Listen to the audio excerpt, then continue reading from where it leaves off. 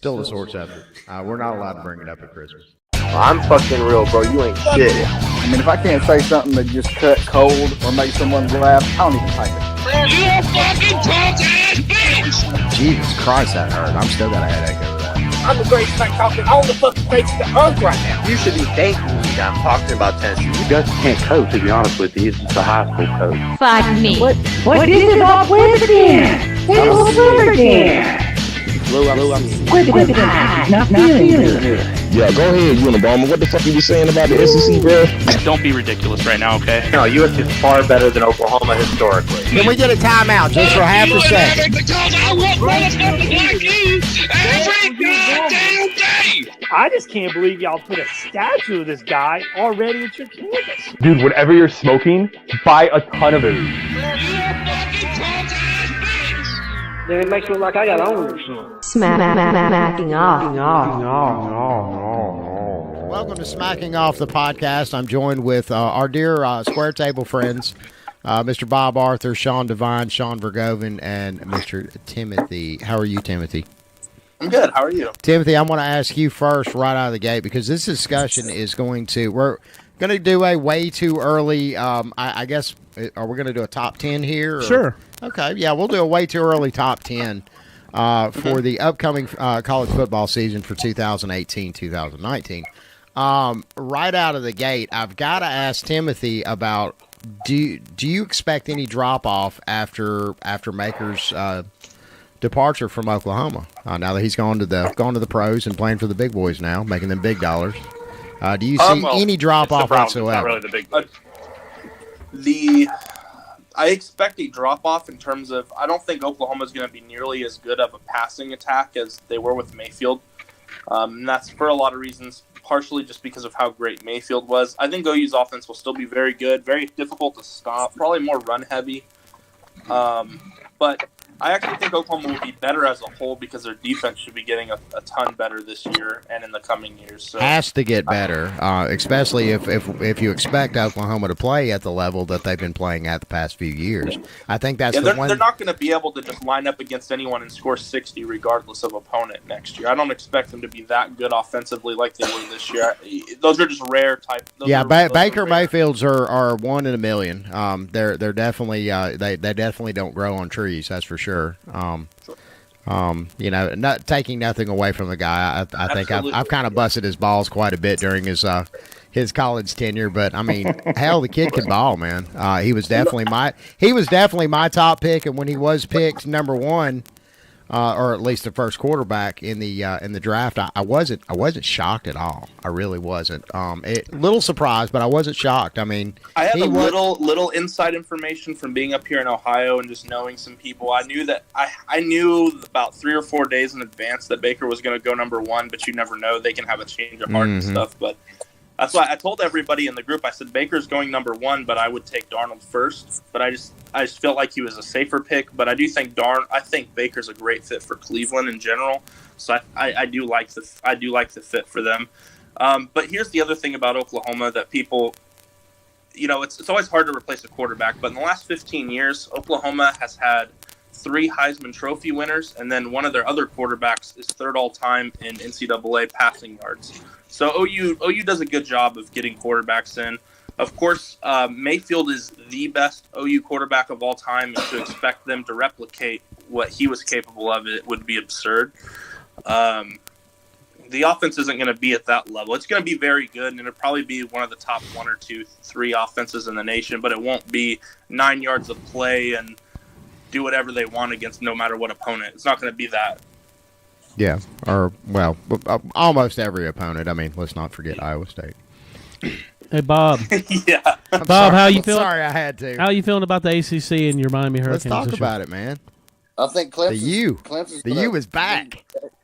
Clemson's going to beat Alabama in the championship game. There's no doubt in my mind about it. They're returning 4 pass rushers. I don't think that I'm worried too much about what Oklahoma's going to do. I know that. There'll probably be 2 SEC teams in the Final Four. You think it's going to be a repeat of Alabama, Georgia? Yeah. You don't see Auburn sneak losing to Auburn again. Yeah, you don't see Auburn sneaking in this one. No, because Auburn's going to go right off the bat. to Washington, right? No, Isn't that the first? that's it's an Atlanta game. Yeah, that's practically a home game for Auburn. I don't know. Have you seen the results that Auburn's had in Atlanta? Well, this is very true. It's not Jordan Hare Stadium, that's for damn sure. I think that Auburn and LSU both have horrible schedules. I mean, they're not horrible, but they're powerhouse schedules, and neither one of them's going to get over it, no matter how good they are. Are you not feeling too great about your Hurricanes this year? I mean, I don't think they're better than Clemson. No. I mean, I think they're a good team, and all the cards could fall right from their schedule to put them in an opportunity to be in the Final Four. And the fact that their head coach is Mark Richt pretty much spells that. Let's go ahead and take them off the table right now. I'd like to talk about that. Look at Mark Richt. He recruited great players at Georgia, but he never could win the championship. I mean, and I think that's the way. What will happen at Miami is they'll have great players and they'll make some good results. They'll be able to somewhat easier conference, but the top of the ACC is as strong as anybody. The ACC is a strong conference. They've come up in football. This ain't the 90s no more. Clemson's brought the whole league up with them, whereas in the SEC East in particular, there's nothing really happening there other than the dogs. I mean, Florida is not going to do any better. Kentucky's better, but they're not going to do any better because their schedule's tougher. I don't see – that's the only three teams in the East that give respectable games to the West. Mizzou. Drew Lock. They have probably the first quarterback that's going to be taking next year's draft. Yeah, but that's all they have, though. They're abysmal just about at every single other position you can think of. Yeah. I mean, I don't see them doing anything except for they maybe did also having lose Josh Heupel, so that's big. Yeah. Mr. Devine. Yes. How we feeling about this Notre Dame team, and how do you see this? I'm pretty confident, and we got 10 of 11 starters back on defense. Really, the question mark is going to be the offensive line, and if Wimbush can find some accuracy in throwing the football, that's going to kind of dictate Notre Dame's season. Is there any way we end up with at least getting into November like we did last year with Notre Dame in the discussion? The Michigan game is going to tell the tale of the season right out of the gate. You win that one, and the first 6 games are manageable. But after that, the last 6, particularly with the travel, like the last 5 weeks, they go from the East Coast to the West Coast to the Central, back to the East Coast, and finish on the West Coast. I mean, that's pretty damn hellacious. And sandwiched in that 5-game sled there is that home game against Florida State, which definitely makes me nervous. Yeah, I'm coming from the school that I kind of feel like Florida State's going to be a surprise team this year. I mean, I think they're going to kind of come back to respectability this year. I mean, I look for 9 or 10 wins. I would agree with that. I think there's always players there, and if Taggart can get if they can get to 9 or 10 wins, then I mean, it depends on where those wins come. I mean, they could do better. I'd say 9 wins for Florida State is reasonable. Mm-hmm. But the other game that makes me nervous is Notre Dame. I think Notre Dame's first visit in a long time to Blacksburg. I want to say the first or second week of October. Coming off either before or after the Stanford game, which Stanford's been a real pain in our ass the last 4 years. So I'm thinking probably 8-4, 9-3. That's typical Brian Kelly after a decent year. Mm-hmm. Vergowven. Yep. Tell us about the Spartans and how this is going to be the Spartans year. So Michigan State returns 19 of 22 on a 10-3 team. Yep. So this is how I see it playing out. End of season, you're going to have Ohio State 1 at 12-0, Michigan State at 11-1. And it's going to be a very clear drop-off and then it'll be a battle between Penn State and Michigan at 9-3 for third in the conference. And I fully expect Michigan to end up 8-4 because I expect them to lose to Notre Dame. And then in the West, I mean, we all know it's Wisconsin's show. It really is. There's the hype with Frost, who just returned to his alma mater. There's hope and hype and everything there. I need to see it on the field. We've heard time and time again that Nebraska is back. Okay, Nebraska is back. Black shirts, baby. Nebraska is back. I'll believe it when I see it. Absolutely, yeah. I'm with you on that. And then, I mean, who else? You have Northwestern, who sneakily won 10 games last year. Yeah. I mean, they made no noise and they won 10 games. So it wasn't until they beat Michigan State that they started getting any recognition for winning for going on that like 7-game win streak. So it's Northwestern could sneak up there and challenge Wisconsin. But I mean, it is the Wisconsin show. Northwestern has a hellacious schedule. I posted that earlier. I think maybe yesterday. Oh yeah. Well, we're all going to have to pitch in and talk about USC since we don't have a packed rep on here tonight. Did we invite Tiggy for this one? We couldn't get Tiggy on. Probably. I'll tell you right now. I'm more confident in UCLA than I am USC. What I meant is the pack in general. I mean, I guess I think it's Washington's going to be really, really good this year. They've got. You've been hanging out with Tiggy way too much. Well, and look, to be fair, we're going to find out what Washington's really truly all about in Game 1. I mean, that's pretty much going to define their whole season. I think that will define both of their seasons, Auburn and Washington. If you get down to it. Auburn's got harder games, but Washington really doesn't. You're right. Shannon and Doug are going to have their purple Husky gear on for that game. Oh yeah, absolutely. I love Washington. I've always loved those guys. Yeah. Washington can't lose that game and be in the conversation. Man, I was even pulling for him against Alabama. I was pulling for him to get some first downs and shit. Yeah. Washington has the coaching, the experience, and the talent, though. They've got a couple guys that are mocked to go in the top 10 in next year's NFL draft.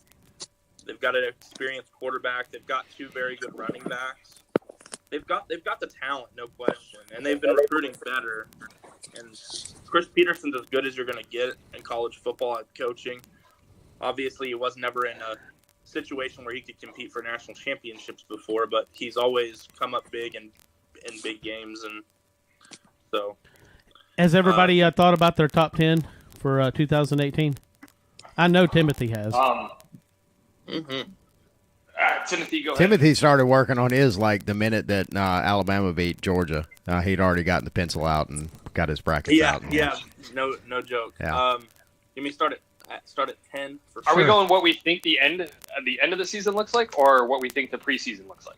What we feel like, I think what we feel like post spring, right? That's what makes the most sense. Yeah, I think it would be really, really kind of presumptuous for us to go ahead and figure out what's going to happen in the final, the final of the regular season. I mean, I could give some thought on it, but because there are so many different scenarios. Like I'll pick one out of the sky, Syracuse and Clemson.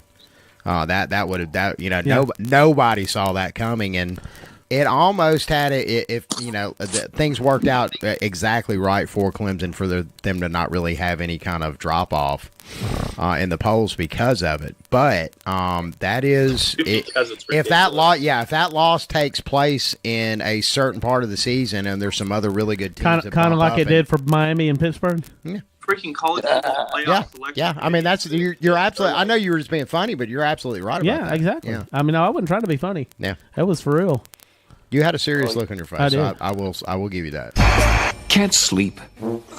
Congested. Runny nose. Sore throat. Nagging cough. Fever and sinus infection. Dizzy. Nauseous. Disoriented. Constipated. Memory loss. A little crazy. Can't shake your evil self. Haunted house, knight in shining armor, CIA agent, upside down person, golden retriever, huge beach ball, Miss America, flying monkeys. I'm still gonna have it.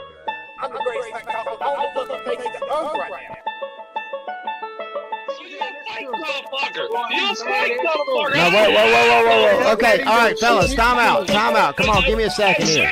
Fellas, pause. Just give me a second, man. Pause. Paul, give me a second. Let me, Paul.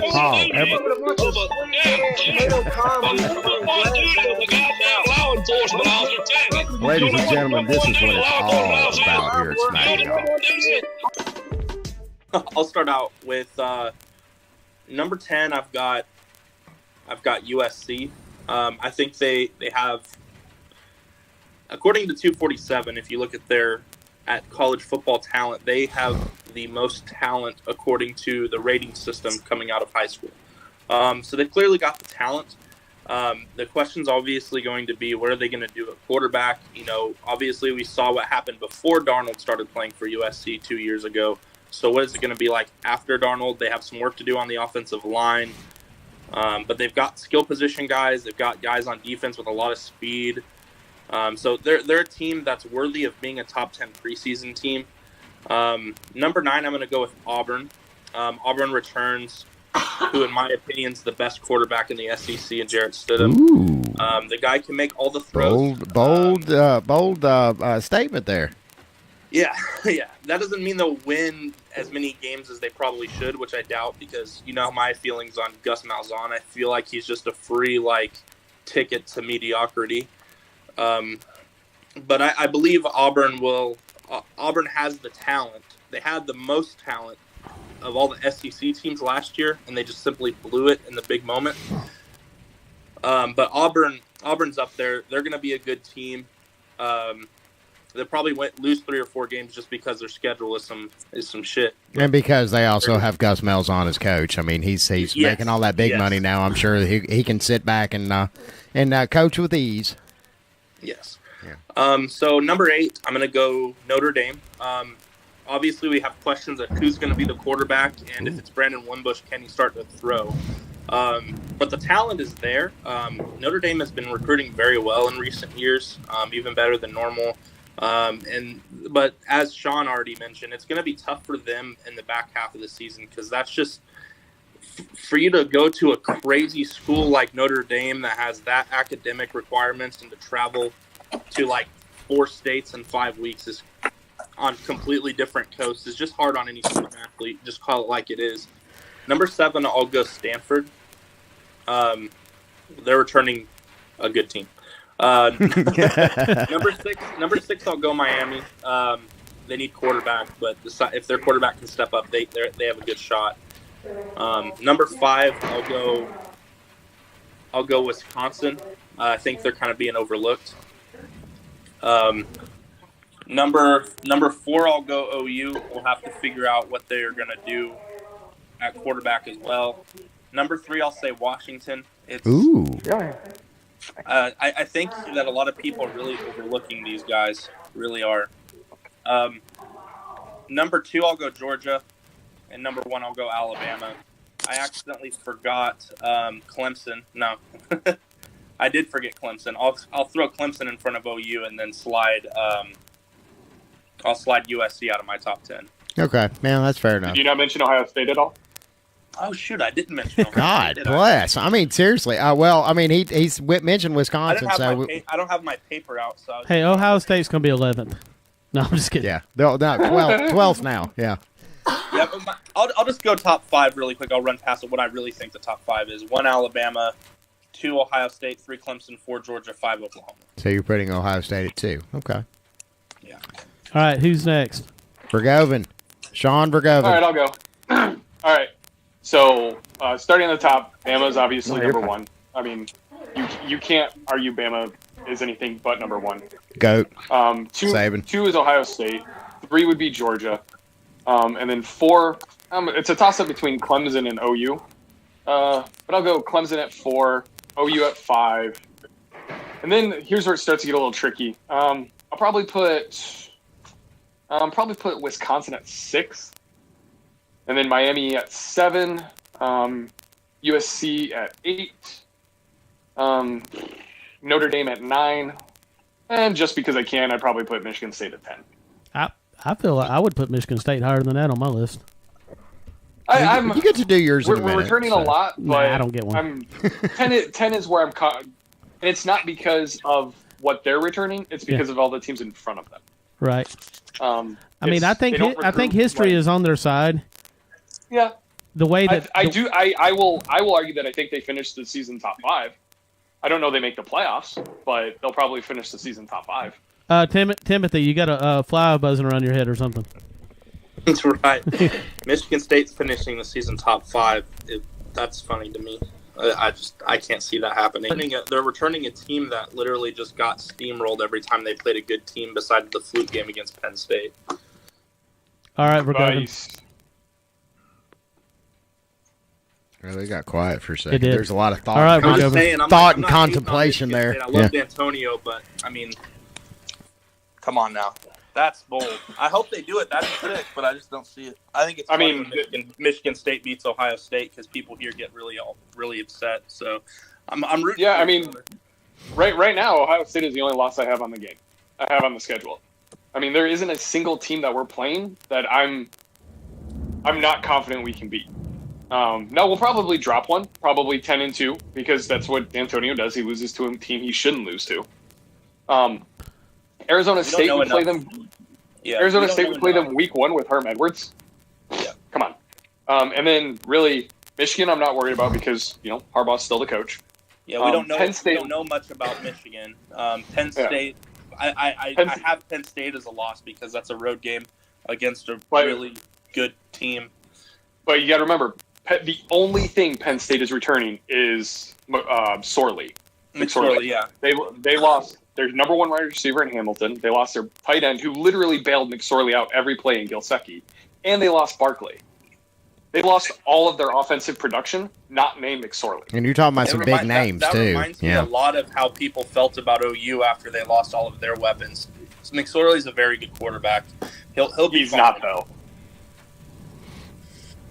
He got bailed out a lot by Barkley and Barkley and Gilsecki bailed him out a lot. Players. You use your best players, but McSorley, what he's done over the last few seasons, it's hard to debate. He's a very good football player, very good quarterback.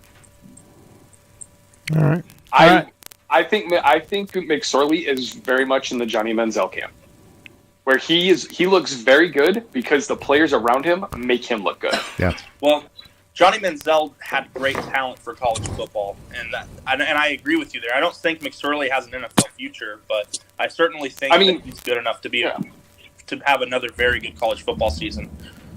I mean, I was talking to somebody, and I made the prediction. I'm like, McSorley will either there's two extremes here, and I'm predicting it's one or the other. McSorley will either end the season in New York, or he will be an undrafted free agent. Like, I don't really see anywhere in between. No, I don't disagree. He does have that Brett Favre-ish risk taking, except he just doesn't have the arm that Favre had to pull some of the bullshit out of his ass. Yep. But I agree with you in that sense. But I'm sorry, I know that I'm not supposed to be taking up more time. No. All right, Bob or Sean. No, I blew through my time. You did. All right, Bob, you go. Give me what you got. I got Alabama as number 1. They've got it all. The quarterback that played at the end of the championship game, Tua, I was impressed by him. So you're talking preseason number 1, but you think Clemson overtakes them in the championship?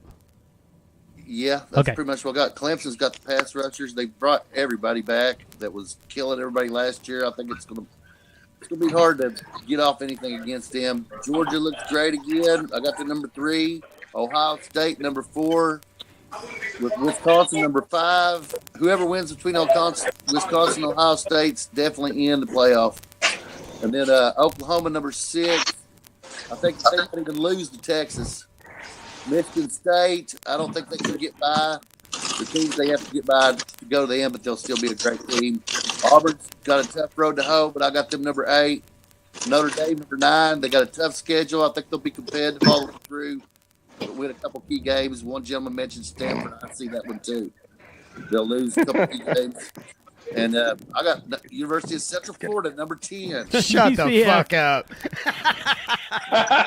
Hey, Mackenzie Milton, bro. Come on. Hey, that's my best pick of the night. I enjoyed that. That is definitely the most ballsiest pick I've heard. That was big nuts. And Did Tim just go to the fridge, by the way? Yeah, you're a fat motherfucker. I love that. That's awesome. And I got UCF number 10. Better than what Dane did that time. Yeah. The one way to keep my mouth shut is to put food in it, so stop complaining. Dane went and got on the toilet one time. I'm jealous. I didn't get to eat dinner tonight. He did. He didn't even cut his camera off either. Y'all remember when Dane? Who was on when Dane went to the toilet? I think Bob was. Was you on, Bob? What's that? Were you on when Dane went to the toilet? Yeah. Yeah. And it looked like he was going to pee, and then all of a sudden you don't see the toilet anymore, and you see kind of like what you would see sitting on the toilet. Yeah. And then you hear, yeah, guys, yeah. I can't do the little. Yeah. Oh, good times. All right, Devine. What the fuck did my dog just do? Oh, shit. Devine. What are you doing? Well, Robert stole my thunder, but I mean, preseason, you gotta have the defending national champion UCF Knights at number 1. Yes. You beat me to it, Robert. It's kind of a crime not to put them at number 1, you know. I mean, because seriously, if this bowl were based completely on ambition, I think UCF would win it in spades. UCF is definitely going on my live championship top 10. Oh yeah. They're going to be high. They're going to start the season off high. But in all seriousness, I have Alabama number 1. I have Georgia number 2. I have Oklahoma number 3. That's a lot from Clemson Devine. 4.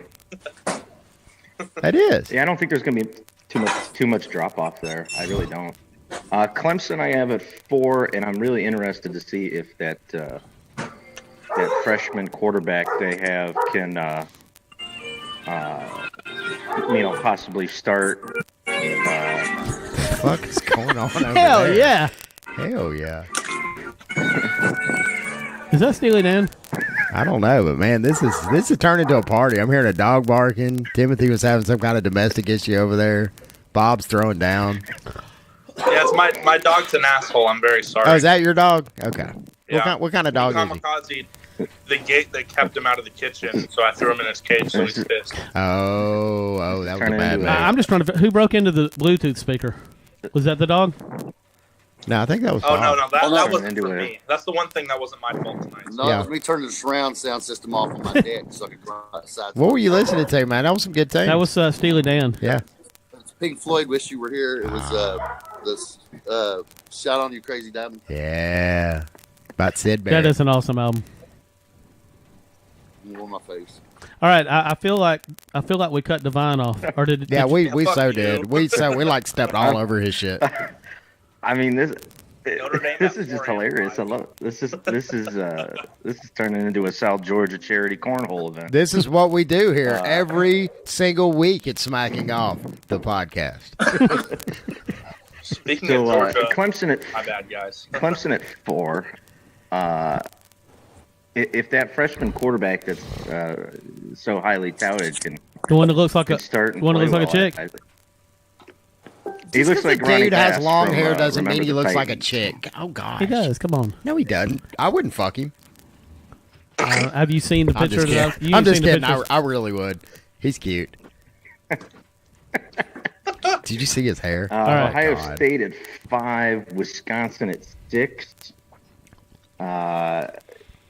USC at 7, Notre Dame at 8, Auburn at 9, and Michigan State at 10, and then just outside at 11, I have Miami and Washington at 12. What do you say to your mother when she brings you some Jell-O pudding? And what do you say to your mother if she brings you a second? I'll bring her Jell-O pudding. Thank you, Mother dear. And what do you say to your mother if she brings you a frog and puts it in your face? Thank you, Mother. If you've got kids, you've got to have pudding. And with Jell-O Brand Instant, you can have it ready in 10 minutes. Thank you, Mother dear. See, I work construction. I build things. Do you understand how important that is to the world? Doyle Hargraves Construction. Told you 3 times already. The law's on my Just in case Tiggy got upset. Let me propose a question real quick. How high does Washington jump if they beat Auburn? Because you have Auburn at number 9 on your list. Do they just swap places at that point or what? I would think so. I mean, I know that's a neutral site game, but really that's more of an Auburn home game. Well, and that's what I'm saying. I think it would be more impressive, particularly if it's a convincing Washington win. I'm not expecting a blowout by any means whatsoever because Auburn is a good team and is feeling a hell of a defense. Lately, though, they don't look good on the road, neutral, or at somebody else's. This is very true. Auburn looks like the national championship winner every single time they play at Jordan-Hare, but they play anywhere else at Jordan-Hare. They're just, yeah. And if they're just rewatch the second half of them at the LSU game last year. Yep, they just looked absolutely lost, anemic. I mean, and Death Valley is a tough place to win, anyways. But especially when you got an LSU squad that just dropped one to Troy and are pissed off, and have to make a statement win. But then again, that was also. But I think, but correct me if I'm wrong. Auburn went into half with a decent 10-point lead, and then just they were making LSU's ass, and everyone was like, "Yeah, LSU shit," and then they somehow came back to win. They just laid the fuck down. It was turnovers and 4 and outs. I mean, kept giving LSU chances, and ultimately it caught them. I don't know. I feel like Washington's going to beat Auburn. I really do, and it's not just because I don't like Auburn. I won't be shocked. If that will happen. I'm actually kind of soft on this now. game. If they were playing in Jordan-Hare, I would be going with Auburn easily. For sure. Because I haven't had a single look at what Washington's bringing back this year. As far as what we know Peterson's a good coach. They look good on paper. Timothy will tell you. Yeah, Tiggy will tell you too. They really do. Well, Tiggy will tell you that even if they don't. The sense, man, it's weird because I was on this hype train a couple years ago. I predicted the year they went to the playoffs in the preseason that they would go because I saw what they had. And now that I've met Tiggy, I'm kind of pissed because I'm like, hey, this is the team I'm supposed to be somewhat okay with in the Pac-12, and now Tiggy's ruined that shit for me pretty hard. He does that for a lot of people. Yeah. He does. I actually kind of had somewhat of a favorable, outlook about Washington. I remember the heyday when Washington, I think what was in the 90s, when Washington had a little run there. And they did. Yeah. They had a very lucky year in 91, in my opinion, that they were bound legally to play in the Rose Bowl and didn't have to play the Hurricanes. Yeah. Yeah, that's. I agree. So the big thing that I think for Washington will make a difference is remember the Jake Browning from 2 years ago?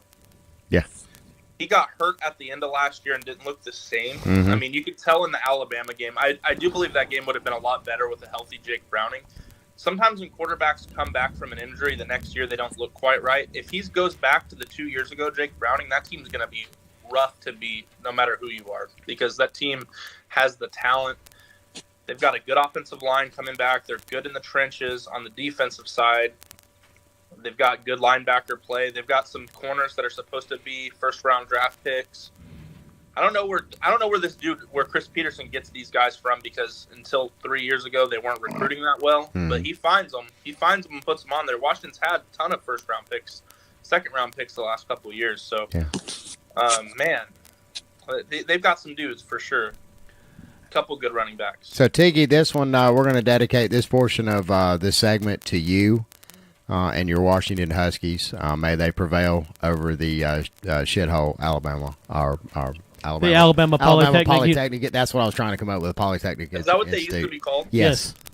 You can still go down there and actually get an Alabama Polytechnic Technical Institute T-shirt. Oklahoma State used to be Oklahoma A&M. Doesn't matter what their name, they're still getting their ass. They should change their name back to Oklahoma A&M. I kind of like that. Another interesting game right out of the gate is the University of Miami and the LSU Fighting Tigers in Dallas. Oh, yeah. I'm excited about that one. I think it'll be interesting until halftime.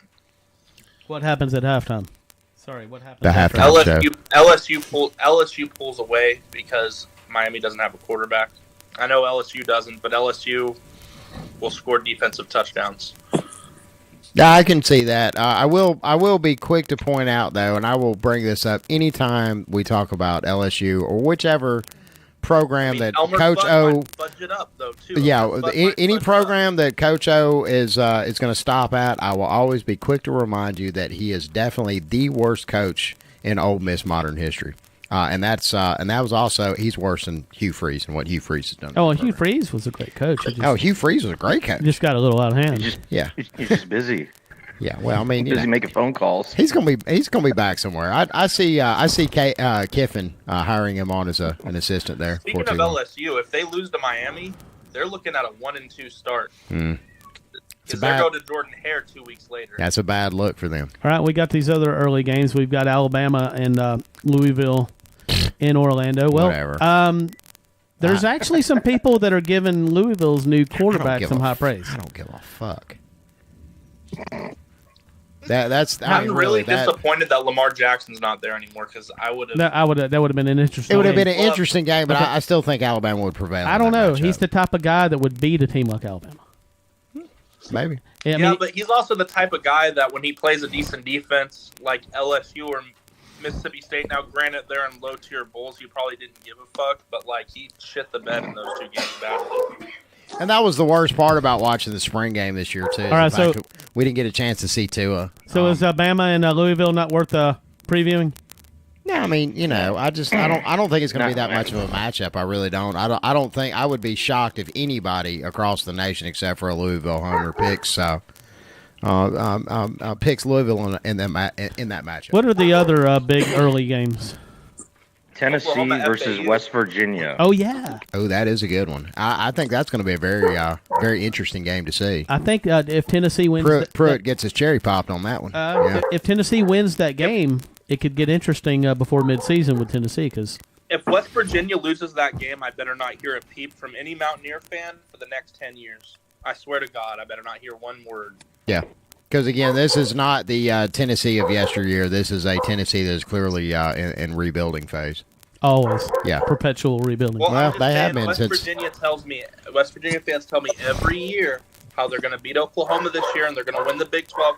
If they lose to Tennessee right now with the team that they have, they're not going to ever have a quarterback at Will Greer's caliber anytime soon. If they lose to Tennessee with Will Greer at quarterback, I'm done. I don't want to hear anything from them. They're definitely getting some hype. They're going to show up in some of the preseason top 10 polls. I would expect them to. Yeah. I mean, I'm not sure if it was on ESPN or CBS. Going through the football, is like, what does West Virginia need to do to, get to Oklahoma's level and possibly become Big 12 champion? It was interesting. I don't think they need to get out of the top 30 in recruiting and get into the top 15. Exactly. A quick question though: does anybody think that when they cut on the Tennessee West Virginia game, that Phil Fulmer will not be standing on the sidelines? He's capable of stuff. He's gonna be I really honestly believe that. Now, I'm not saying that he'll actually put the headset on and he'll be calling plays, but I expect that would be called an NCAA violation. Yeah, but I would expect him to just hover down and just, kind of check on the team from time to time. Or, when I heard that even put him in a press box. I mean, there's nothing saying that he can't do that. I was a little surprised. Once I heard that he was going to be in charge of hiring the coach, I really expected him to hire himself. No, I didn't think he would do that. I thought he would hire somebody questionable, though, more so than I thought he might just promote up on the staff or just grab anybody because I think he's waiting for the opportunity to name himself coach. Yeah. At least interim, and then he feels like if he can get that magic going again, then yeah, like Coach O did. Yeah. Phil Fulmer, seriously, that was the dumbest hire I think Tennessee made in terms of an AD. That dude has always been about himself. He sabotaged the last AD intentionally, and they still hired him regardless. Mm-hmm. That was the dumbest decision. If he sabotaged, I think, what is his name? It escapes me. Oh, you talking about Derek Gurley? Johnny Majors? Johnny Majors. Yeah. Johnny Majors, he stabbed him in the back. Oh, yeah. That's how he got the job. Who's the new head coach there now? Pruitt. Jeremy Pruitt, right? Yeah.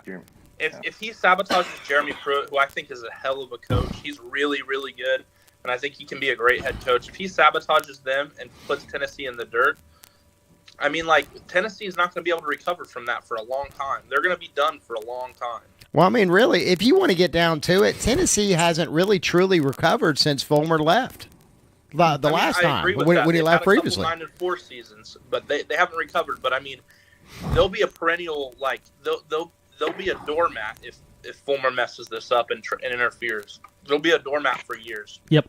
Yeah, and they were certainly a doormat This last could year. become another Minnesota kind of deal. Yeah. Yeah.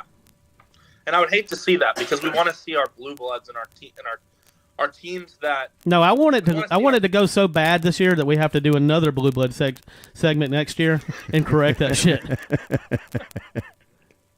I mean, I want to see college football's at its best when its best brands are good.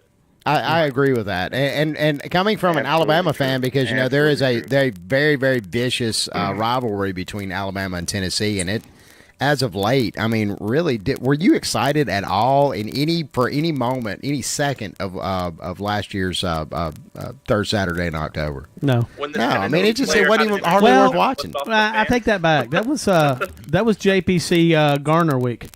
That was a pretty exciting week. No, that was good.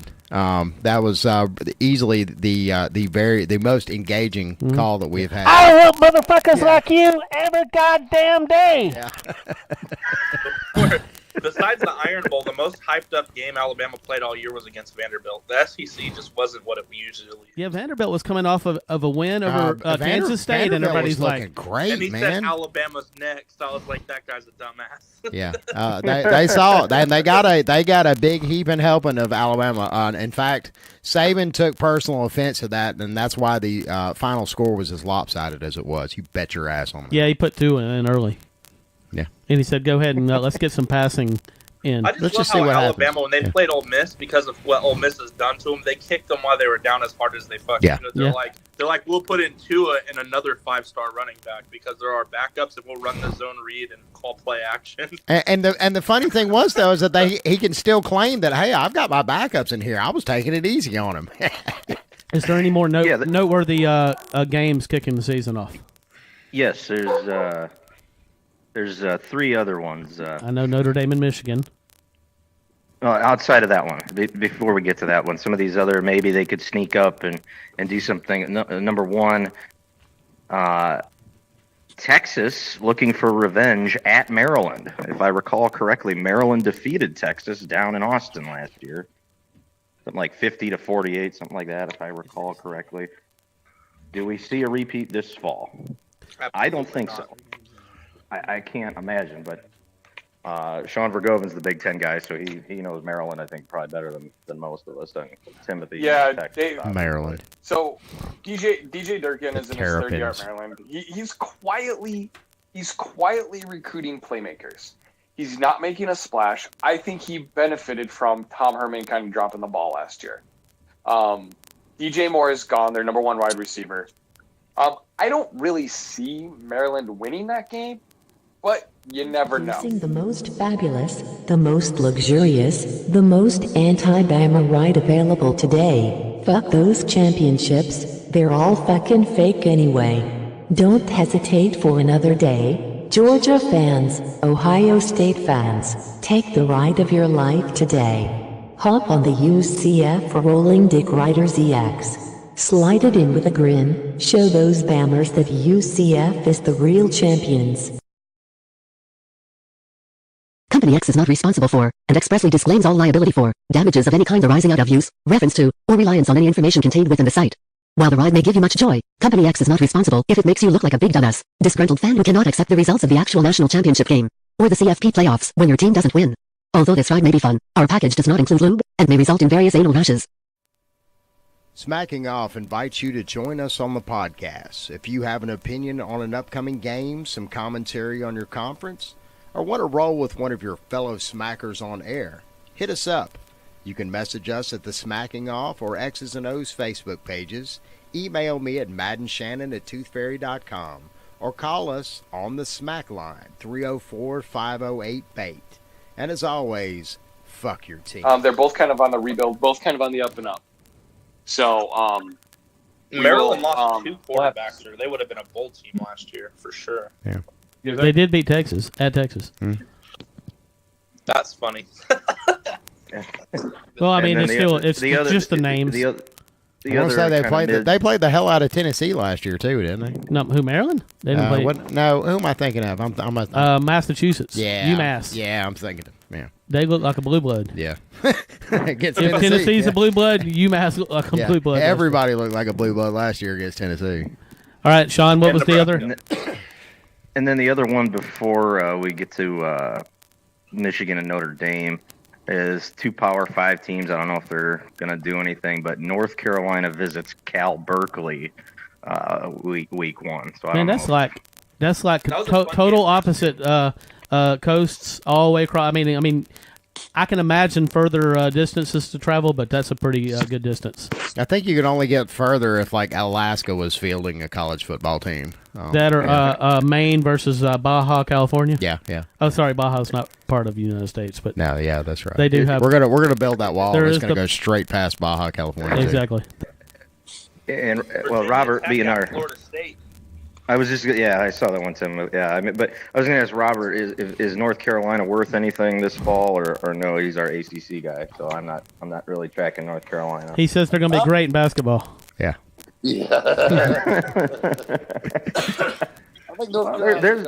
There's been years that North Carolina football has kind of snuck up and shocked people. Recently, they've fielded a few decent teams. Yeah. Yeah. Yeah, they took Clemson to the wire in the ACC championship game. They got cheated in that game. That's fun. They really did. There was a bad call on a onside kick? Yes. Yes. They Yeah, that's recovered right. it, and Clemson had no answer for them. That game was going to overtime. Yep. I think they had the if I'm not mistaken, that's Somebody dropped out. Vergowven said he had to drop off. Oh, okay. He wouldn't add anything to the conversation anyway. Yeah, he was weighing us down. That bastard. I think North Carolina had Trubisky on that team, if I'm not mistaken. He was a starter for the Bears now in the NFL. Yeah. I mean, he was a They good had player. Marquise Williams that year. There he is. I think, right? Was that his name? Marquise Williams? He was pretty good. And they had Something like Elijah that, Hood. They had Hey, let's, Elijah Hood, and then Ryan Switzer, and what's his name? That other I forgot, really talented forgot wide about Elijah Hood. Guys, let's go ahead and get to Notre Dame and Michigan, which is definitely a marquee game. Yeah, let's wind this down because that's going to be a huge game for major implications for both teams. I think. Yes. I'm happy that game's back because great rivalries need to be played. But I'm personally not. I'd rather see. I don't care for Michigan. That's the beauty of it. Vergowven definitely agrees with you on this. Michigan begged Notre Dame to get back on the schedule. Unfortunately, Jack Swarbrick acquiesced. I personally would rather have a Big 12 or a SEC opponent in that slot if we're going to play another Power 5 team. For example, last year Georgia fit that slot to a T. In 20, it's You guys played Arkansas. Texas and Oklahoma too in previous years. Those were good slots. Right, absolutely. I look forward to Arkansas going up to South Bend in 20. Right. I mean, I prefer seeing Hype, that. Take Suey, woohoo. Where did those guys go, by the way? There was a lot of shit talkers for Arkansas in that group. Where did they go? I've never seen an Arkansas smacker. Actually, I take that back. I have, but they're not very vocal. Whoa! Busy Wait a working minute now. I know. Working at Walmart. They're still not very vocal, though. Remember, we had Tyler Snead on. That's why I said I take that back. I remember Tyler's a huge Hog fan. He is, but he didn't really have anything to say about the Hogs. Well, we'll get him on and we'll talk about some Hogs. Exactly. I'm sure Tyler would be more than happy to come and join us one day. All right. Yeah, we'll talk some shit. What is the best Razorback moment in the SEC? Was it Clint Sterner's fumble against Tennessee? Is that their high water mark thus far in the SEC? I think it was the bad call touchdown against Alabama in the 90s. When was that? They seriously scored on one that had an instant replay been in, it would have been nullified. But I think it was the year where they were number 3, and everyone said, "Woo, the SEC is so strong," and Arkansas got their ass kicked by every good team they played. Oh, you're talking about 2011, right? You're talking about 11. Yeah. Yeah. That was a really good year for the SEC. I'm mildly joking, but Arkansas did get smacked by Ohio State, LSU, and Alabama. Yep. Yeah, as well they should. They played Ohio State in the sugar. But anyway, the Notre Dame Michigan game. How do you see that one Bring us going, or back did to you Michigan. already tell us that, Devine? So it's in Notre Dame Stadium. It's going to be a 7:30 Eastern, 6:30 Central kick under the lights. Last time Michigan visited Notre Dame, they were beaten 31-0. This game, I think, will be a lot closer than that. It's really going to be a battle of quarterbacks. Obviously, Michigan's probably going to go with their Ole Miss transfer. Two really good defenses in this game too. Yeah. And the Ole Miss transfer. Yeah. Two good defenses. It should look like an old school Notre Dame Michigan game, unless one of the two quarterbacks can figure out how to hit a receiver that's actually running a route. Because right now, Wimbush can't hit water if he fell out of a boat, and I don't know much about Patterson. You guys can speak to him, but if Wimbush he was a good. early, I think we talked about. I think he's a little overhyped. But. Yeah, he's way overhyped. I think he was a good average SEC quarterback when he was here, which doesn't really speak to how he's going to perform in another conference. I mean, hell, he may do great. I have no idea. Sometimes it's not just about the actual quarterback themselves. It's also where they're playing, what conditions they're playing under, who they've got surrounded with. There's a lot of different variables that go into a really, really, really good quarterback and how a really, really good quarterback comes to ball. So I don't know. Michigan it might be a good fit for way him. more than Notre Dame does, though. That's the one thing. Michigan and Jim Harbaugh, they need this win way more than Notre Dame does. That's true. That's true. But I was just going to finish by saying, if Wimbush struggles, I could see him doing what he did in the bowl game and starting the second half with Ian Book, who's a better pocket passer, but he's not very mobile at all, but much more accurate, but can't really run the spread that Kelly likes to occasionally run. So I think this one's a close one. I mean, it's at home, so I'm gonna say right now Notre Dame probably 24-17 or 24-20, something like that. Yeah, that's kind of what I'm saying too. I definitely think Notre Dame pulls it out. But anyway, guys. If Michigan doesn't beat Michigan State or Ohio State or Notre Dame this year, does Jim Harbaugh get fired? I don't think fired is the right word. I think really for him to be outright fired, it would have to be a complete absolute collapse. I mean, you have to go back and look at those games. Does he lose those games close and get fired? Is it just the sheer fact that he loses? I mean, if he loses all of those games close, I say the noose tightens. But I mean, unless they just come out with a losing record or 6-6 or some shit like that, I really don't see him getting fired this year. But he will definitely be at the top of every hot seat list next year. It's funny you mention that, because actually today, Michigan's athletic director has come out and said that he envisions Harbaugh coaching there until he decides to retire, and is not. He may get some help if he has a poor showing this year. He'll definitely get some help making that decision next year. I think Michigan is definitely the place to be at, though, if you want to just underachieve all the time and not actually bring home the bacon. I don't know. Auburn's a good place for that too, though. Think about it. Michigan. $75 million they pay Gus. The expectations at Michigan are the most I thought it's 49 in the country, though. Oh, that's 40. Yeah, 47 their million. Fans expect to play for national championships and at least be relevant and go to big time bowls. And don't get me wrong, I think what Harbaugh's done so far hasn't been that bad. But he's a quarterback whisperer, and I haven't seen a quarterback yet. I mean, like, where's the quarterback? I mean, he's supposed to be this guy who grooms quarterbacks into being fantastic football players, and I haven't seen it at Michigan. And why is that? Why? I don't know. That's a question for the next square table discussion. Yes. And we're definitely going to get you guys back on. You were saying Booger? What?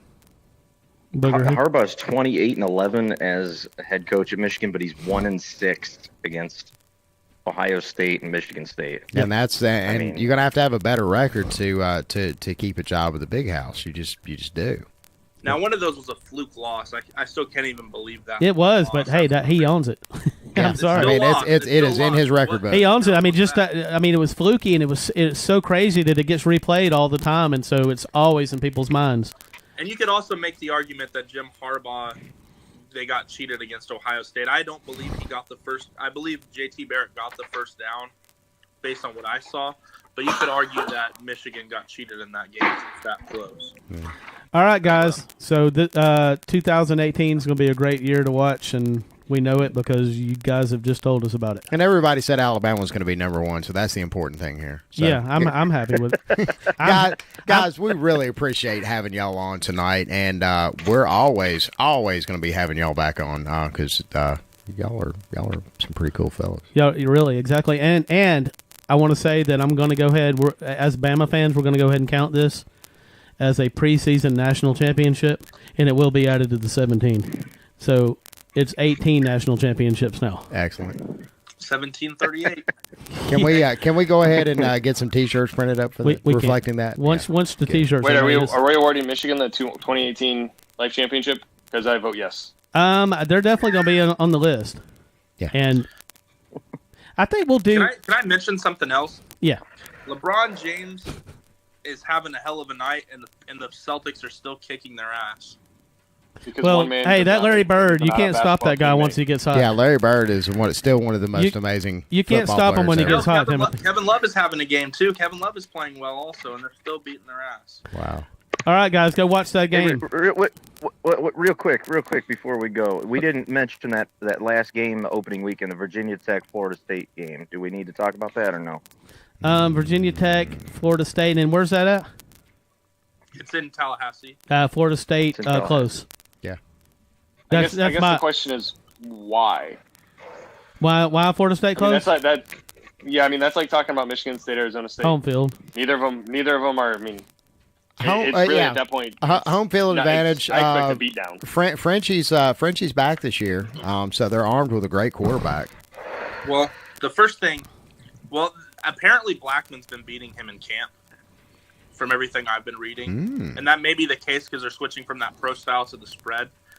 Florida State will be Virginia Tech is not a joke. I know that they had a rough go about when they played against Miami and Clemson last year, but Virginia Tech is no joke. They're well coached. Their freshman quarterback is coming back, who had a pretty good year last year. I don't expect Virginia Tech to just be some sort of doormat. That game will be pretty good, I think. I think Florida State ends up pulling away and winning by 2 scores, like 10, 14, something like that. Oh, okay. But I don't expect Virginia Tech to just get fucking dusted. Yeah, I think it's a little higher scoring. I think it's probably about 31-21, something like that. Right. Florida State though at home is going to be tough to beat. Yeah, the home crowd's going to be pretty loud for that one. And again, they will have Frenchie back, so there will be some offensive production. There are some good tools that new coach has to work with there. I mean, I just I'm not really completely 1,000% sold that he's the man for the job yet, but we'll see. They're 2 and 3 deep on the defensive line is as good as anywhere in the country's first team. It's crazy. That team has so much. If they get anything out of that team, they're gonna be in the position. It'll come down to them in Clemson. Now, I will say, though, the recruiting has been very strong right out of the gate at Florida State. So, ESPN has a short list of teams that are capable of winning the national championship based on the last 4 years of recruiting, and Florida State is one of those 4 teams. It should be easy to recruit at Florida State. I mean, All right, guys. It's become a little more competitive lately because you got Alabama, Oklahoma, and a lot of teams going into Florida and stealing guys, and Ohio State going into Florida and stealing guys. You got Miami, and Florida is always going to be good at recruiting too. But you're right, the talent's there in Florida for them to take, and then they're also getting West Coast guys. Which we should have ended this when I brought up Phil Fulmer. You worked too hard, you ate too much, the cheesecake made you greedy. Let your aching head and stomach hear this message from old Speedy. Alka-Seltzer, plop, plop, fizz, fizz, oh, what a relief it is. Plop, plop, fizz, fizz, oh, what a relief it is. Those Speedy bubbles relieve your upset stomach and headache fast. For acid indigestion alone, Alka-Seltzer Gold. Oh, what a relief it is. What a relief.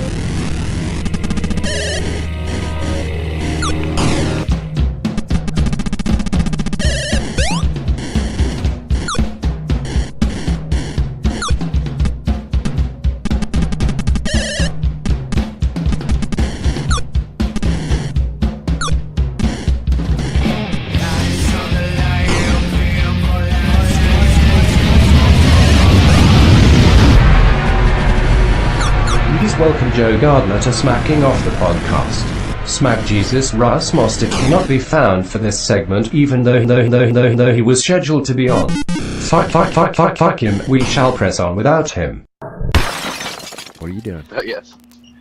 My bad. I fell asleep. What are you wearing?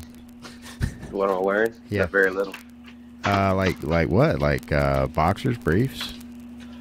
Thong, string. You go commando? No, shit, I'm not an animal. Okay, well, I'm just asking. I mean, we're just finally getting to know one another. We finally get to talk, and I think the big question of the night is, where's Smack Jesus at? Where is Smack Jesus? Smack Jesus is incognito for this conversation. This is like 2 weeks in a row. This is horseshit. And I'm a little ashamed of him, really. This is his chance to live up to his name. Yeah, and he is smackless at the moment. He is. Yeah. Well, he's always been smackless. Oh, really? Well, yeah, this was his opportunity to actually get beaten and embarrassed in public like Jesus. Oh. This is an opportunity. On the cross with the whips and whatnot. Yeah. I made a meme of Butch Jones right when Tennessee was right before they were fixing to fire him. I think it was like 1 or 2 games before they were fixing to fire him. The all chat rooms were just, they were explosive, and Butch has got to go and the whole bit. So I did a meme of I pulled it. I think it was like some footage from Passion of the Christ, and a really, really, really bloody, just really, really fucked up Christ, and put Butch's head on it, and I want to say it was yanked just about everywhere that I posted it at. Yeah, well, that's because Facebook's full of pussies now. Yeah, there's a lot of that going on. But Facebook itself is pretty pussified. Yeah, it's getting worse too. Yeah, it's fucked up. So Joe, we're speaking with Joe Gardner. Joe Gardner reached out to us for a chance to beat Smack Jesus to a pulp, or can I say this? To crucify Smack Jesus? Yes. Yeah, I was going to crucify him. Yeah. I was going to just let him have it. Hey, let me cut this off. I don't think it's coming through, but it might be. All right, the airplane took off. Yeah, I feel a lot better about that now. I feel that this interview needs the audio quality that it deserves. Yep. Yes. Yeah, of course. Okay, Joe, what's your team? Let's talk about it. Auburn, obviously. Have you seen every picture on my profile? Well, I'm not saying that I dug through your profile or anything. We did. Remember? Should have. Yeah, we did. We did. We're like, who's this guy that's challenging Smack Jesus? Goddamn, who is this guy? And we went and looked, and it's a fucking hobby. Y'all might know me from like a year ago, or a year and maybe 2 years ago. I was Buddy Garner profile then. Oh yeah. Okay, yeah. Not to be confused with Paul Garner. Profile, I just had to get rid of it. I still have it, but I had to make it more professional. Mm-hmm. I was posting some free stoner shit on my wall by mistake. Ooh. My pastor, my grandma, all of them were saying. Oh no, not the dirty horror pictures. Yeah, it was bad. Yeah, we've yet to have Natasha Stoner on this show. It's because she's fake. Oh! Are you calling out? Are you calling out Stoney on this? No, she's not fake. It's just, well, she can't get away from Tim long enough to really do anything. Well, you gotta make sure he stays in control, or under her control. Well, that's Tim is her significant other, correct? Well, yeah. Yeah, they're buddies. They're bed buddies. Yeah, they're balls. They're both balls. Here, the only thing I'm really active in is the SEC Smack, and I guess that Ninja's one. I guess, but yeah, that Ninja group is dank. I like it. It's pretty cool. Yeah, it's terrible. I was reading something from Wednesday from that Davy Dave or David LaRue, whichever profile it was. Yeah. David LaRue. Shelby something, or I don't know. It was rough. I cringed reading it. Oh, you were talking about the guy that came in and started family smacking, and David LaRue came back and kind of went. A picture of his daughter. Yeah. I got into it with that guy not long ago. He couldn't come back with anything. It works out like that sometimes. Yeah. Smack isn't. It's not going to be perfect. Even Nick Saban lost against Louisiana Monroe. Let's go ahead and say that right now. Mm-hmm. It happened. Yep. Now we know what happened after that. He learned from that loss, and he built. I doubt he learned anything from the loss. That was a Shula. Sold his soul to the devil. That was a Shula team, man. It was the Mike years. Yeah. Did you ever see that meme that I made up? You know, the one with the little the girl sitting on the couch and you know, yeah. The porn meme. It was Georgia, Yeah. and that one, and the one you did, but No, the one that I did, and I don't even know if you saw this one. The one that had all of the heads from the guys standing across the couch there had all been replaced with coaches from the Mike years: Dennis Franchione, Mike Price. I did not see that. Oh, that's a good one. You need to put that on my wall. I'm gonna pull that one up right now. It's actually pretty funny. All right, so how would you be smacking Smack Jesus? Yeah, right let's talk about this because first off, Smack I Jesus want is y'all not here to to defend argue himself, with so me. you can just talk Right. all kind of shit about him right now. All kind of shit. I mean, he doesn't smack. I mean, how can you smack somebody that's that fake? Really? Basically, he's a troll. He's a Justin Pike troll. He's a ripoff of Justin Pike, which is sad. in Oh, general. Justin's 'Cause, I mean, pretty good. I hold Justin in pretty high regard as far as trolling goes. He's right up there. It's not that he's bad at it. He's good at something that was popular and when MySpace was around. Yeah. It's just, people on Smack are kind of dumb to still fall for it, really. But Smack Jesus or whatever, I've a never good really one. even seen him smack. He'll jump on a thread, just like Justin Pike, or Justin Pike just makes posts. He doesn't even reply to anything. But he'll jump on a thread and talk about how good he is, but he's not going to do anything, or he's not going to say nothing. He's kneeling. He's kneeling Justin Pike if they had a baby. Yeah, and Russ is still not here to defend himself. You can keep going. You can call him a bitch. You can start talking about his cousin. Bitch. I mean, that's why he's not here. What did he say? He had a poker tournament? Yeah, he had a big poker tournament. Well, that was last week. He's got another big poker tournament this week. When you hit him up about this week, he responded by saying that he still had a poker tournament again, even though you didn't tell him what day. He had a poker tournament, and he said, I might be able to do it while he's pokering. Yes. Yeah. Well, yeah, I was busy that day, but I said, come at me tomorrow. Hey, you're breaking up. Whatever you're talking on, whatever device you're talking on. Yeah, I can hear you now. Better? Yeah, way better. Way better. The weather is shit right here. Yeah, we kind of got a little bit of storms roll through. Where are you calling from tonight? Right now, I'm in Madison, Alabama. Oh, okay. Oh, you're up north toward Tennessee. Yeah, Huntsville area. Up here now. Oh, okay, good deal. Yeah, we're coming at you from Birmingham. Where are you from? I'm from Coleman. Oh, okay. Oh, okay. So you're an Alabama guy. Okay. Well, I was born in Minnesota, but raised here. You live too far north in Alabama to be an Auburn fan. When did you come here? Hell, I was 6 months old. I was raised here. Oh, okay. Yeah, That's why I Coleman's don't not have too far that. from Don't here. you know? I figured you might, if you came a little later, you may tell us the story about how you came here and you were told that you had to pick a team. I got to hear that. I'll tell you how I picked the team. All right.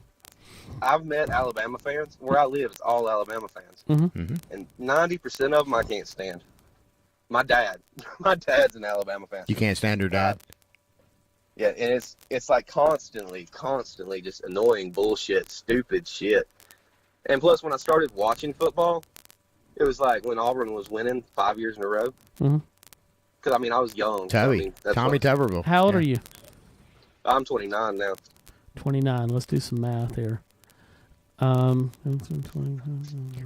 divided by 8. I mean, I watched it before, but I wasn't into it until.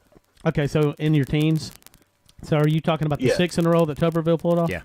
Fear of the thumb. Yeah. I remember the thumb. Is that what you're talking about, the Tuberville? Fucking asshole. Yeah. Okay. Yeah, that was a painful period. Did you hear the episode we had of Gabriel when Gabriel made some of the salacious claims about Tommy Tuberville's wife? See, I work construction. I build things. Do you understand how important that is to the world? Doyle Hargraves Construction. Told you 3 times already. The law's on my side. Smacking Off invites you to join us on the podcast. If you have an opinion on an upcoming game, some commentary on your conference, or want to roll with one of your fellow smackers on air, hit us up. You can message us at the Smacking Off or X's and O's Facebook pages, email me at maddenShannon@toothfairy.com, or call us on the Smack line, 304-508-BAIT. And as always, fuck your team. No. Oh, dude, you need to go back and check that out on YouTube. Yeah, like, he immediately. says that It's Tuberville got pretty ran funny. out of town because Tuberville's wife was running around and having sex with the players. Yeah, she was apparently she was a train conductor. And according to him, he knew somebody that was on that team that, I mean, he got it firsthand according to him. I don't know. I guess in her perspective, no, she wouldn't have been the train conductor. She would have been the tracks. Something like that. I thought it was a mistake getting rid of him. He was definitely one of the one of the best big game coaches. Well, and look, that Auburn's ever to had. be fair, if you look at when they got rid of Tommy Tuberville, and look at where they are now, there hasn't, even though there was a national championship in between that period that was pretty much bought and paid for with an outstanding I don't care how much we spent on it. It was worth it. It was worth it. That's probably one of the greatest things that I've ever heard any Auburn fan say. Because usually when you bring that up, they're like, "No, they start looking down on the ground and mumbling and start talking about Tommy Tuberville winning 6 in a row. They change the It's subject. called an investment, man. Yeah, but I mean, seriously, Damn right it is. If you look at any coach here, they're going to pay for some players. And I They were smart applaud enough to pay enough Auburn. for him.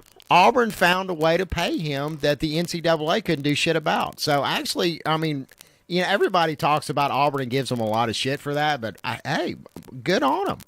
I think that any time that you're able to skirt the NCAA, I'm all for that. Danny Sheridan knew all about it. He knew a lot, but he could not prove anything. Well, I think when it came time to actually prove something, that there was, Some more money exchanged hands? Maybe not necessarily more money. Yeah, there was definitely more money exchanged hands. Okay. Danny Sheridan's care. Danny Sheridan's doing pretty good for himself right now, isn't he? For a vampire. Yeah. But anyway, yeah, Tuberville was a great big game coach. Yeah. Tuberville And now was we got- the problem with Tuberville was he typically lost to teams he should have beat. Mm-hmm. I just can't stand Malzahn, honestly, since last season. It's not, or it's actually, I didn't. You're not the only Auburn mind fan that we've Malzahn. heard this from. What pisses me off, losing the games didn't bother me. Is when they put Johnson in the SEC championship, Mhm. watching him run that first time, he shouldn't have been playing. I mean, he's NFL talent. You don't put a kid like that and risk his entire career for a stupid game when he's just going to fuck up the game for you anyway because he's not healthy enough to play. Right. That was stupid, and it pissed me off. Right then, I wanted him gone. There And was then we- there was something that one of our other guests had pointed out after the Auburn-Georgia game, the first game that Auburn dominated. A guy, an Oklahoma smacker that we have on sometime, had pointed out that Gus run a play when Auburn was way ahead that was going to come back to haunt him later on because it would have been a play that he would have been able to run in a big game later on. He used more than he needed to beat Georgia. Well, yeah, but they tore our ass up anyway. I don't think one play is going to. No, I mean in the first game.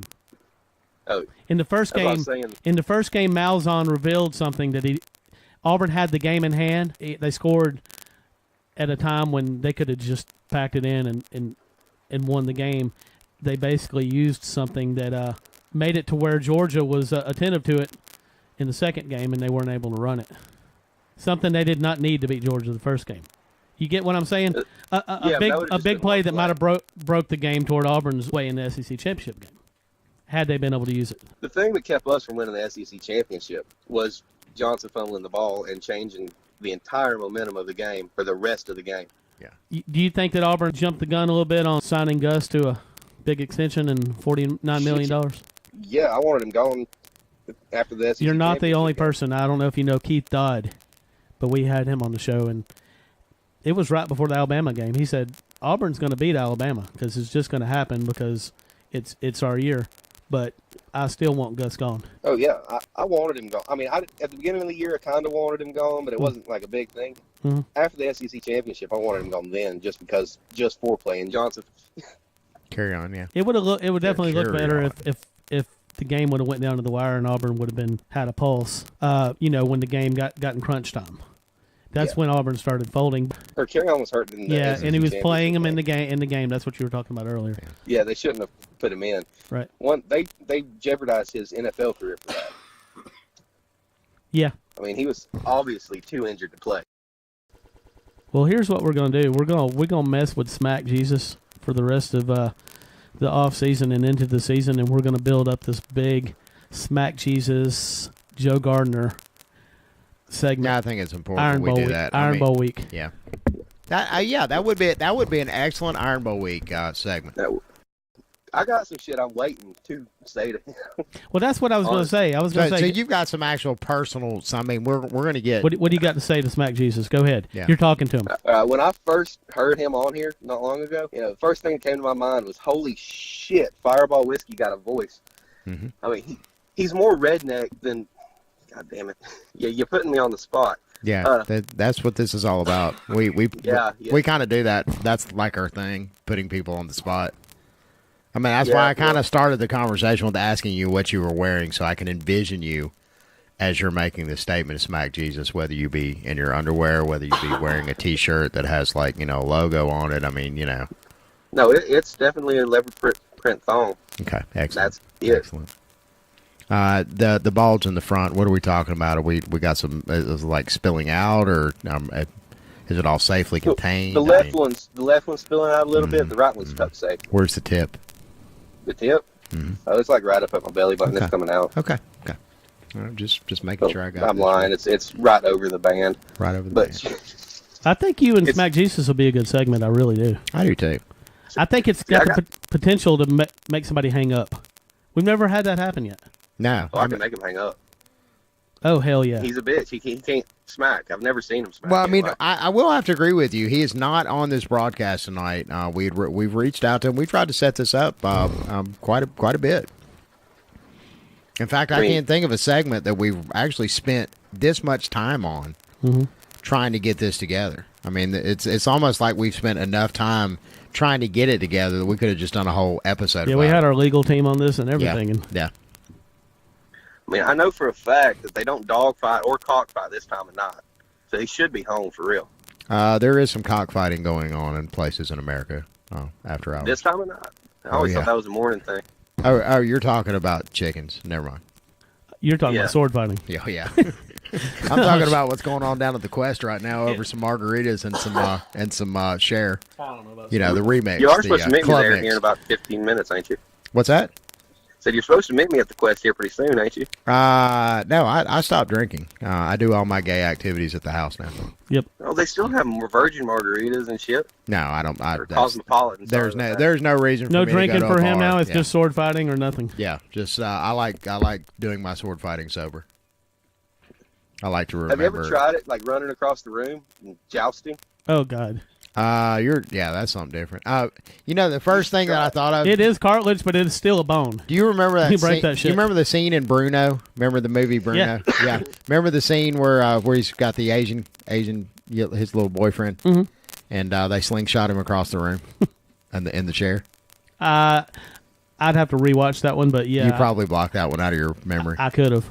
You're a pretty straight guy. I could have. Well, I mean, it's technically cartilage, but it is bone. You can break that shit. You can break that shit off. Actually, I know a guy. He hit it just right. I know a guy that happened to. Broke his dick off. Well, I didn't break it off, but he bent it in half. Shit. Seriously, I know, no shit. And this motherfucker showed. He's got a picture of it on his phone that he shows people. But it was actually a guy that I went to high school with. A guy that Bobby Weston went to high school with too. So I went to high school with Bobby Weston. Yeah, it's another girl that we went to school with, and they had kind of reconnected, and they. What did he joust? No, she was riding on top, and she was just a little bit. She was a little bit. How can I put this?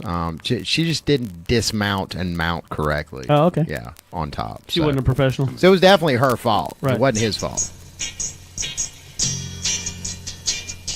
Every day, all over town, women have a question on their minds. What should I serve for dinner tonight? And every day, all over town, Colonel Sanders and his boys are cooking up the answer. Kentucky Fried Chicken. Every piece of that tender young chicken is seasoned in Colonel Sanders' secret recipe of 11 different herbs and spices and cooked to finger-licking good perfection. So whenever you're pressed for time, you feel like a night off, let the Colonel and his boys answer the question of what to get for dinner. Kentucky Fried Chicken. This is Colonel Sanders, and I'm happy to say it's time for another 2-for-1 sale. In all of my Kentucky Fried Chicken stores across Canada, when you buy one snack pack at the regular price, you get another one free. That's my cross-Canada 2-for-1 sale, Thursday, April the 26th only. So, yeah, that happened. It would have been fucked if But it bent that motherfucker. I mean, it put a crook in it. A bent dick is, it's something to think about, but if that shit would have broke off in her. I'm not thinking about a bent dick. Come on. I like my dicks like firm and erect. Not even just a little curve? No, curve is very important, particularly if you're fucking a woman. I've learned this. Fucking women. Mm-hmm. This segment is brought to you by Family Smack. Yeah. Fuck well, speaking of the jousting part, though, that's a good way to find out if your friend's gay or not. Because if he turns around in the middle of it, you know. Yeah, you got a point there. I didn't think about that. I don't know. So you got to do it to find out. Cartilage is technically bone. That's what I call it. I've lost several friends, and now I know why. Yeah. Like, have you ever tried being gay? I don't try anything. I either do it or do not. I learned that from Yoda in Empire Strikes Back. Sometimes you fail, sometimes you succeed. No, he was like, either you try or try not. No, you either do or do not. There is no try. That's what Master Yoda said. Yeah. Yeah. That's some good advice. I always kind of tell myself that at work. There's a meme going around. I didn't read it, but I was thinking about it the other night. Yoda's got a full Fu Manchu mustache. What? And it looks so fucking natural. Shut the fuck up. I'm serious, dude. Yeah, that's nuts. I think that was like they caught him like behind the scenes before he shaved. Yeah, you keep that shit across the street, please. There's some things that I have a really good sense of humor about some stuff, but that's it was a Fu Manchu. A Fu Manchu on Yoda is not one of them. I know what the thumbnail for this episode is going to be now. Shut the fuck up. If you do that, I swear to God, I will tell Mark Zuckerberg everything that you did. And go ahead and tell David Marshall while you're at it. He already knows. He knows what I did. Oh yeah. He's got from my experience about David Marshall, the only people that really ever get booted from Smack are the people that are too dumb to be in there. Are you sure you're not just too dumb to be in there? No. It's possible, but I really don't engage in there. All I used. Wait a minute. Whoa! Did you just say too dumb to be in SEC Smack or too dumb to be in any Smack room? Have you ever seen the list of people who get angry at Pike? I used to use that. That's what I would do. I'd get on there, find the people that get the maddest at Smack or at Pike. Yeah. And I'd find them in another post. And I'd just give them hell until they get mad and start talking about my mama and all that shit. Yeah, I've gone that route a couple times too. Yeah. Me and Bobby Weston would stay up half the night just pissing off like Dwayne Coley and all those dumbasses. Now, as far as like me and SEC Smack, all I really ever did in SEC Smack was share the podcast. Yeah. Madden's actually a lot more active in SEC Smack. Now wait a minute. JPC has a very successful group over there with National F-Bomb Sports. I've never seen that. That's one I'm not part of. Jesse Paul Clark. You need to go find that one. Yeah, you might. I don't know. You might want to steer clear of that one, especially you being an Auburn fan. No, I don't care. Easterwood's over there. Shit. Yeah, Easterwood's good people. Then why do they boot you there though? Oh, they don't really boot you. I mean, they can. What are you talking about? F-bomb? I get booted from the groups because I had a personal attack, they say. We got booted from F-bomb because we had Justin Pike on the podcast. Yeah. And JPC basically come out and said, you're giving this guy you don't care about the troops. Yeah, and he gave us one of those, and I'm like, No, Jesse got embarrassed because he got his ass handed to him by Ball, which I'm sorry it happened. It did. The thing I've actually talked to Pike. We did a fantasy sports thing. Pike, when he's not in his troll mode, he can smack pretty good, honestly. He's actually a pretty smart motherfucker. I know he plays a character for the videos, but he's a smart dude. Yeah. He don't really talk like Elmer Fudd either. No. That's fake. Yeah, that is fake. Because he's actually done he did a broadcast in his regular voice. Yeah. Absolutely. With Landon, I believe. Yeah. He did a video one time from the furniture store. Yeah. And he didn't even sound like the same person. No, he was straight up Justin Pike. Yep. Well, we knew that because we've talked to him off air. Now, I've tried to tell people that. We had Justin Pike on when I was sharing the episode. I had people tell me, I actually had Pike and Tiggy on one time, and I had a guy tell me, that's the same fucking person. And I'm like, I swear to God, there's two separate voices. Tiggy don't sound anything like Pike. No. And so we actually had both of them on a podcast together for the very first time, and everybody got a chance to listen to both of them. Nah, nobody cared. They were like, no, there's still some trickery going on. Something going on here, yeah. Pike and Uncle Lou. Yeah. Same person. I've been told that. Now, Uncle Lou does a scary, excellent impersonation of Pike's, video voice. Yes. As I like to refer to it as. I've seen him. Yeah, it's some good shit. I've never seen somebody able to piss somebody off so much. Like, legit piss somebody off like Lou does. It's ridiculous. And I really don't know, because Lou really doesn't really go that hard in the paint with it. You know what I'm saying? He's just got that arrogant asshole attitude. He's a Georgia fan. I mean, that's kind of all ingrained. Yeah, that's kind of built in. And it's great to sit and talk with an Auburn fan, and and both of us talk about. We have tried our damnedest to get Lou and Tiggy on. That would be an interesting. Oh yeah, I think that would be. What is Justin Pike really though? Justin Pike. Do y'all happen to know? Well, as far as what? A fan? Like team fan. Yeah, he's a Washington. He's a Redskins. He's a Washington Capitals fan. He's a Redskins fan too. He's a huge Redskins fan.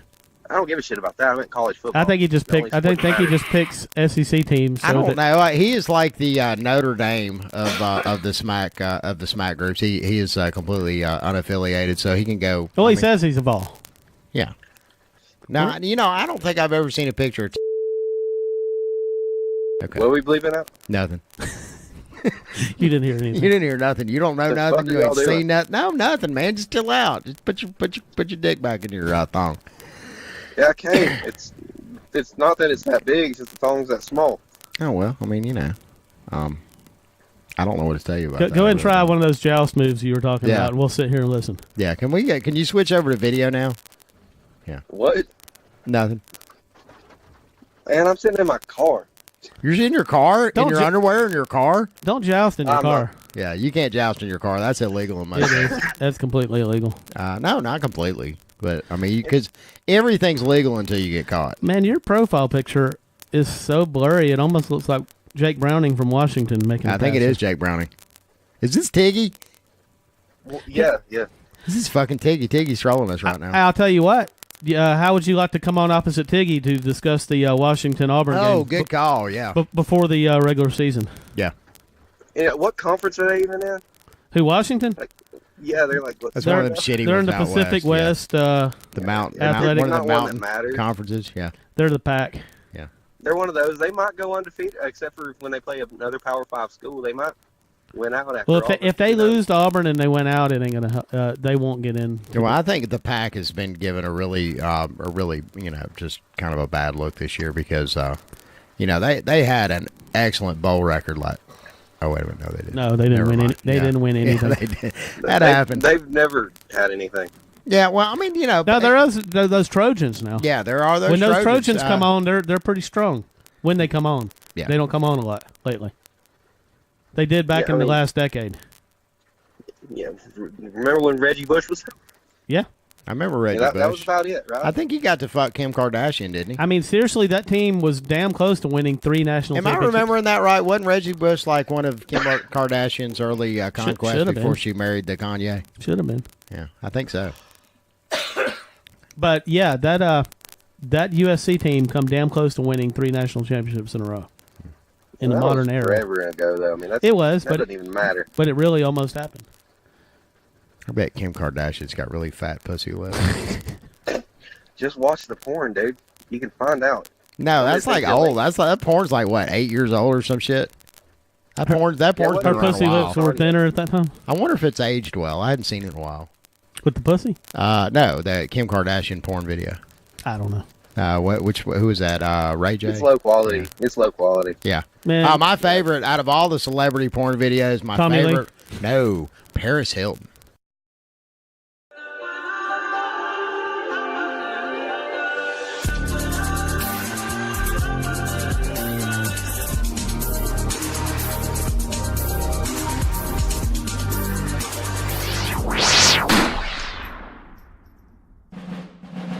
I'm man, I don't consider myself a troll. Really, I consider myself. I don't know about bro. Not me, bro. I don't know about That's what I Justin. said. Speak goddamn women, man, I'll beat your goddamn brains out. Yeah, but it was still a horrible look for Oklahoma. Dude, whatever you're smoking, buy a ton of it. Don't forget to subscribe to our YouTube channel. That girl sucks dick like a $5 crack whore, man. She is incredible. Mhm. She is one of the most, to be as wealthy as she is, to be that. I'm pretty sure that video came out before they put her in the Cat in the Hat Kids movie, right? Yes. Okay. long before. Yeah, Right. it was just. I found out too that Madonna did, like, back in the late 70s, did some kind of like erotic vampire movie or something. I ain't heard about this. Yeah, it's like a softcore, like some film guy. She have hair under her arms? She may have had hair somewhere. I'm Yeah. sure it was the 80s. Right. The women did the hair The everywhere. bush, yeah. And remember the bush? Yeah. I remember the bush.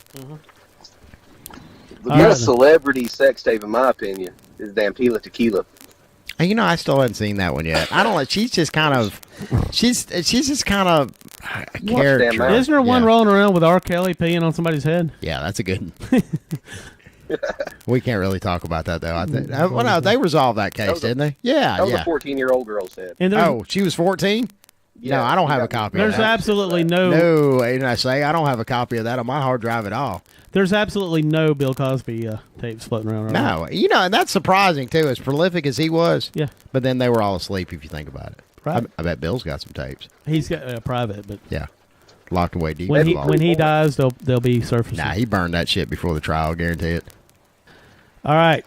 Well, Joe, this has been a great conversation. It is. It has, and I'm just missing Smack Jesus' presence here, but yeah, this It kind would of have been a lot blows. better with him. I mean, I would have had something to work with. I think so. I think we did pretty good for even a a Smack Jesus-less segment. I mean, yeah, we Yeah, talked about him. I thought Jesus was all present, honestly. No, I think that's Not when God. he's playing poker. No, that's God. God's the one that's omnipotent. Right. Jesus was. Wasn't Jesus supposed to be God? Though? Well, it's complicated. Not when he's playing poker. No, not when he's playing. But when he's playing poker, Jesus is in the zone. Right, he's Yeah. in the poker zone. Yeah, yeah. That bitch is playing solitaire. He might be. He may be jousting. We don't know. Yeah. That is kind of solitary if you think about it. Yep. Jousting. No, you have to joust with two people. That's what we're going to start calling jerking off from here on out. Jousting practice. Yeah. All right, man. We Then we get some jousting practice bumper stickers. where can we go from here? We've covered Smack West. Jesus. We've covered jousting. We've covered Auburn. Paris Hilton. We covered Paris Hilton, Kim Kardashian's fat pussy lips.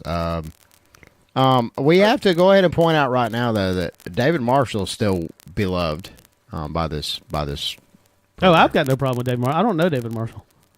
He's good at what he does. I mean, he cares a little too much. I think it's kind of weird. But Oh shit! You know Well, that. and again, that's he kinda- probably will listen to this episode. Well, that's kind I of don't care.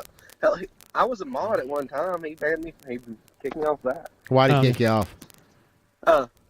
I didn't do this, but I gave somebody I'm not going to tell you who. I gave somebody the idea that Justin had Pike. Justin Pike's phone number. Uh-huh. I set up. I did this to a coworker of mine years back. I set up this fake profile on Moco Space, which is some just nasty ass whatever. But I set it up as a girl, and I'd put in that dude's phone number, saying send me dick pics or whatever, just in a chat room full of 500 people, and I do it to every chat room on that website. And then after just a second of doing it, you would get like thousands of dick pics just sent to your phone from random ass dudes. Wow. I hope Leeboo's listening to this broadcast. Leeboo's grabbing a pen right now as we speak. So you're not an admin or a mod over there anymore? No. No, I'm on a fake. I have a fake profile now. I can't really do it. Oh, okay. But anyways, finish the story because I got to hear this. This is pretty good. Anyway, they did. Justin Pike went on about it, and everybody thought he was just fucking around because it's Pike, but it was legit. He was getting dick pics like crazy. Oh, on really? His phone. He had to change his phone number. But he complained to Marshall. How did you get his phone number? The guy that did it gave it to him. I Oh. didn't have his phone number to begin with, but he knew I did. Oh. Somehow or another. Anyway. Interesting. No, wait a minute.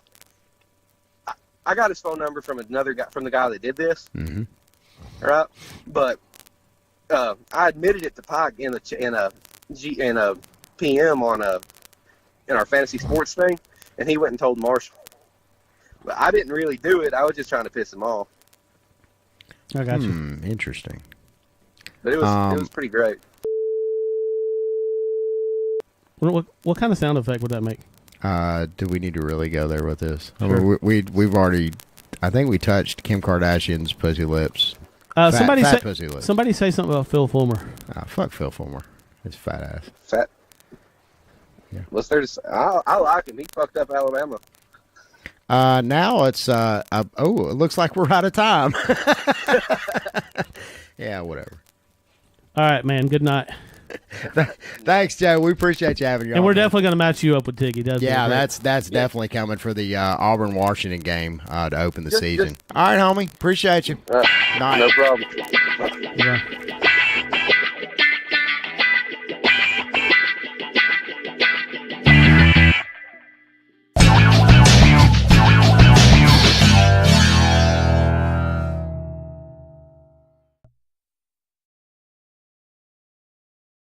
Please subscribe to our channel by clicking the small smacking off icon at the top of the screen now.